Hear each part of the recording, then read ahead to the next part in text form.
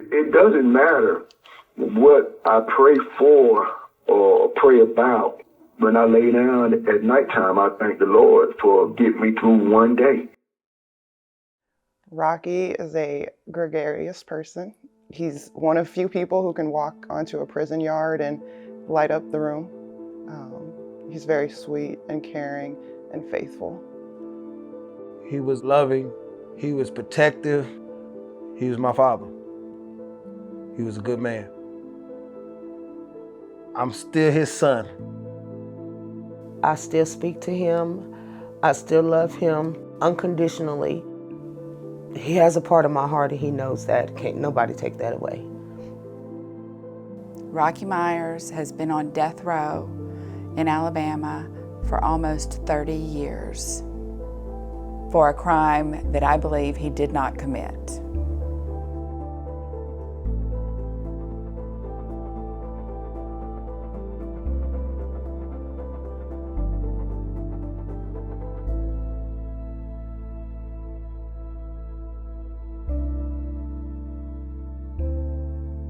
Simply, it was unfair from beginning to end.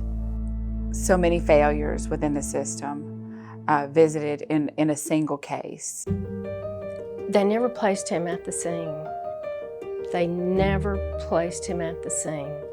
They have no evidence, just a bogus case. You know, I feel like they just had somebody they wanted to blame.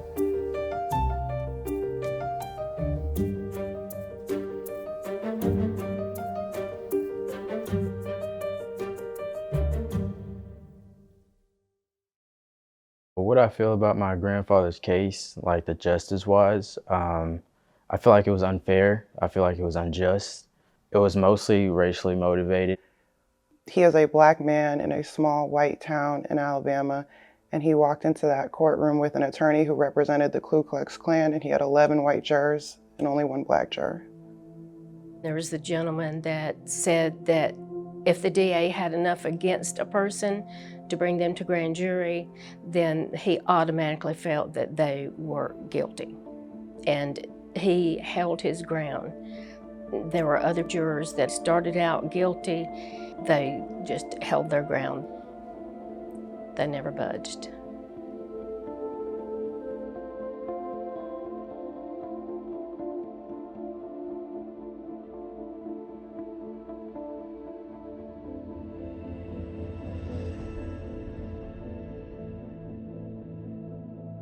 The evidence against him was flimsy at best and included, we know now, lies. I feel like he's suffering for something he didn't do. The state never proved it. It was their responsibility to prove that he was there and that he committed the murder. They never proved that. I don't even know why they bothered to put him on trial, because they had him guilty before it ever started.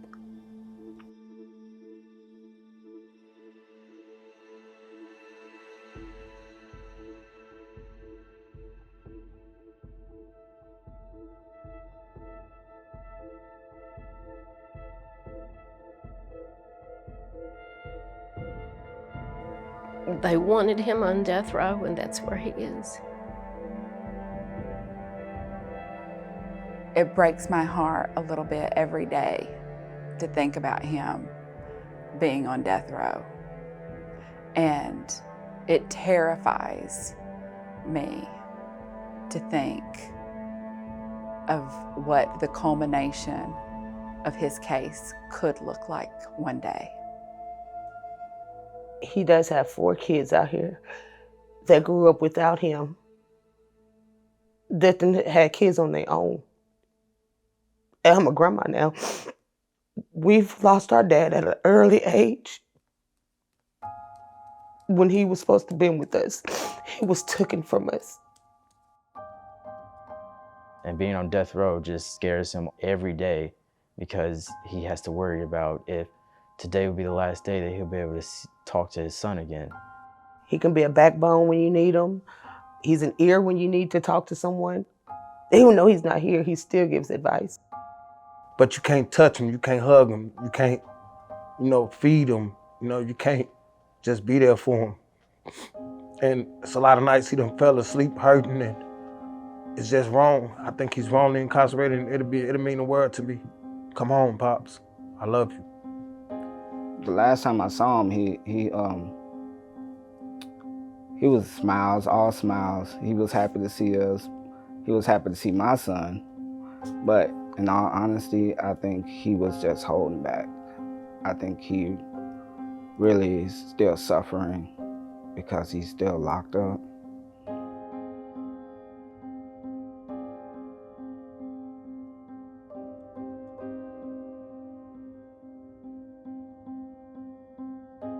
To completely abandon a man who reads at a 3rd grade level by just dropping him.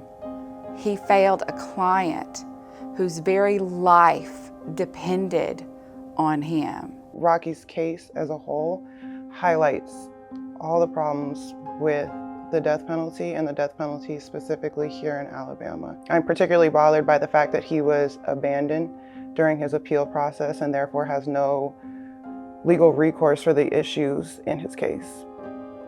Currently in his situation, the best case scenario is clemency and spending his life in prison.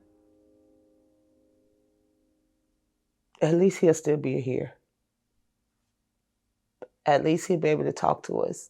At least we'll be able to go visit. You know, we'll be able to see him. It sure heck beats death row. We just want to be able to, you know, talk to him without worrying if the next day is going to be the last.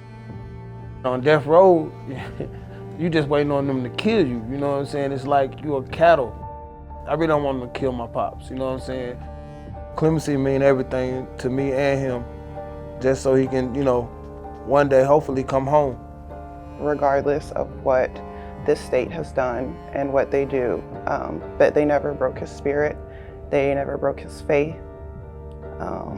That is what I want everyone to know about Rocky.